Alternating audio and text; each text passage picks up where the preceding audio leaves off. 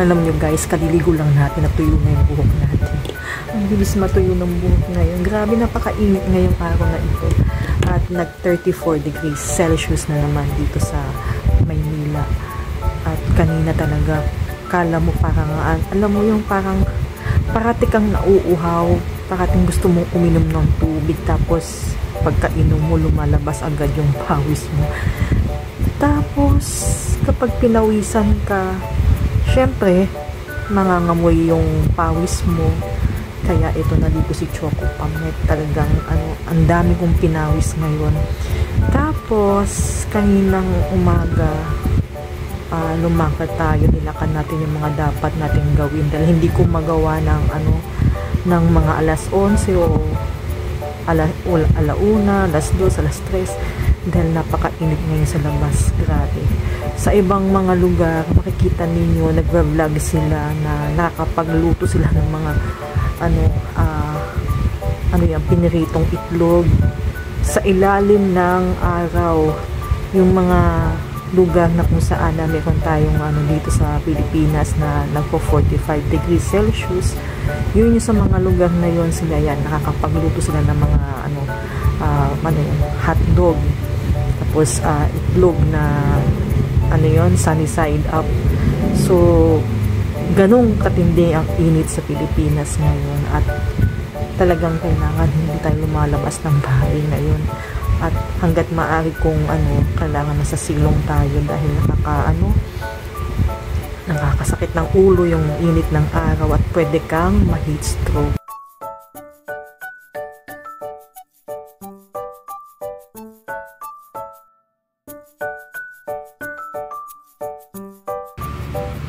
So ayan guys, makikita natin sa ating relo, 6:44 ng gabi, April 11, 2024, Thursday. Ito yung init factor dito, 33 degrees Celsius. So ayan, na yung araw, nakatago na yung araw, pero mainit pa rin ngayong gabi. So yun guys, yung init factor ngayon dito. Kaya naman itong buhok ko ay tuyo na at hindi na kailangan ng blower. At least hindi na kailangan ng blower, hindi masisira ang buhok mo. Yung init na yung magpapatuyo ng buhok mo. And then kanina guys, kumain tayo bago tayo maligo at may binigay sa akin yung kapatid ko. At ito yung binigay niya sa akin. Itong sandwich na to. So, yung sandwich na yan ay hindi ko alam saan galing, pero nakakatuwa kasi ito yung may ham, may turkey, may itlog, so may cheese. So, ginawa ko na siyang dinner ko. So, pagkatapos kong kainin tong sandwich na ito, actually hindi ko nagustuhan yung lasa kasi para siyang wala siyang masyadong alat at tamis. Yun, so yung sandwich na yan. Pero siya healthy nga ba? O kasi turkey siya, turkey. Pero may ham siya. And then may itlog. So napakabigat ng sandwich na yan. So hindi ko na tawag ka.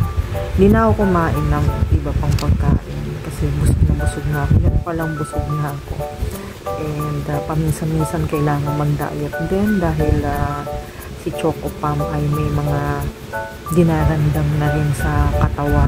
Kaya ayan, kailangan na rin natin mag-diet. Pero siya, okay siya kasi mabigat sa tiyan. So, yun nga guys, hindi ko nga nagustuhan ng lasa. Pero ayos lang, at least naubos din natin kahit paano. Kasi alam niyo yung guys, kapag halimbawa may pagkain na binili ka tapos hindi mo nagustuhan or may nagbigay sa yung pagkain na hindi ayon sa panlasa mo, yung bang uubusin mo siya at iisipin mo guys, yung yung para maubos mo lang yung pagkain mo, ay iniisip mo para maubos siya, iniisip mo na maraming taong nagugutom. Yun, so kanina, nung kinain ko yung sandwich na yan, ang unang pumasok sa isip ko yung mga taong nagugutom sa labas. Yung mga pulubi na walang makain. So, sabi ko sa sarili ko, maswerte pa nga ako't may nakakain. So, kailangan kahit paano ma-appreciate mo yung binibigay sa'yo, yung kinakain mo dahil maraming taong nagugutom. So, yun yung pinapasok ko sa isip ko para maubos ko yung pagkain. Hanggat maaari, huwag tayo magtapon, huwag tayo magsayang ng pagkain kasi grabe. At nakita naman ninyo, lalo ngayon, sobrang init ng panahon at mga pananim, maraming mga pananim na nasisira, nalalanta. So, maraming lupa na tuyo. So, hanggat maaari hindi tayo magsasayang ng pagkain. Hanggat maaari kung ano yung nakahain sa lamesa, kung ano yung binigay sa'yo, hanggat maaari kainin dahil blessed pa nga at thankful tayo at may nakakain pa tayo. So, yun yung naiisip ko. So, all of a sudden, hindi ko akalain na ubos ko na yung aking pagkain na yung sandwich. So, yun nga, dapat matuto tayo mag-appreciate kahit na sabihin natin ay hindi kaaya-aya yung lasa, ganun, di ba? Kasi mahirap din magtapon ng pagkain, totoo lang. Kasi yun nga, pag lumalabas ako ng bahay, marami ako nakikitang mga pulubi na sa lansangan at ang pumapasok talaga sa isip ko na blessed ako dahil at least may nasisilungan pa ako, may nakakain pa ako, and thankful ako kay Lord dahil ayun, may nakakain pa tayo. So yun, before I wake up and before I sleep, I see to it na talagang nagpapasalamat ako kay Lord sa mga blessings na binigay niya, sa mga biyaya, sa mga nangyari, and then yung mga na-overcome mong obstacles na nandyan siya para gabayan. So, yun yung aking ginagawa everyday. And yun nga, thankful ako dahil at least, di ba, merong nakakain at merong may mga biyayang ibinibigay si Lord sa atin. So, yun guys, ang aking vlog for the day. Nakipagkwentuhan lang ako sa inyo guys. At shinare ko sa inyo yung grabing init sa Pilipinas at kung mga konting ginawa ko dito. So, yan. And maraming salamat sa inyo lahat ng mga sinusubaybay ng aking channel. Ito sa lahat ng mga first timers. Don't forget to subscribe and pakihit na rin yung notification bell at yung like button.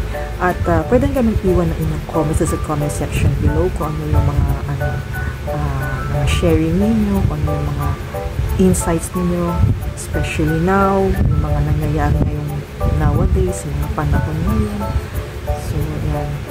So, maraming salamat po muli and always stay safe and God bless. Hanggang sa muli natin pagkikita, kita-kits tayo. Bye-bye!